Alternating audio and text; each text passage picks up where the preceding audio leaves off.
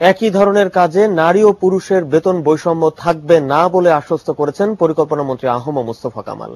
আজ রাজধানীর একটি হোটেলে সেন্টার ফর পলিসি ডায়ালগ সিপিডি ও মানুষের জন্য ফাউন্ডেশনের যৌথ পরিচালনায় জাতীয় অর্থনীতিতে নারীদের অবদান শীর্ষক গবেষণা প্রতিবেদন প্রকাশ অনুষ্ঠানে তিনি বলেন, বাংলাদেশের শিক্ষা ও স্বাস্থ্য খাতে এশিয়ার অন্য দেশের তুলনায় বৈষম্য অনেক কমেছে। বৈষম্য কমাতে আইনও বদলানো হবে। গবেষণাপত্রে বলা হয়, নারীর অর্থনৈতিক বহির্ভূত ও স্বীকৃতিহীন কাজের বার্ষিক মূল্য জিডিপির প্রায় ৭৬.৮%।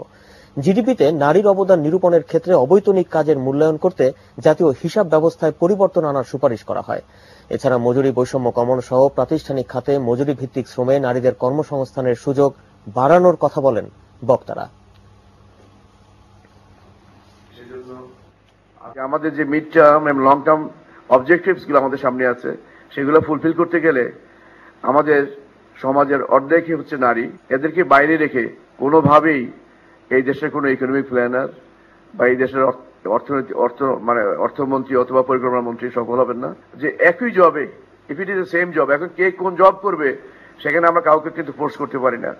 প্রত্যেকে জবটা নিজের সুবিধা মতো নিজের অ্যাপটিটিউড অনুযায়ী বেছে নেবেন, কিন্তু একই জব হলে সেখানে ওয়েজেস কোনো ডিসক্রিমিনেট হবে না, এটা আমি আমাদের কথা দিতে পারি।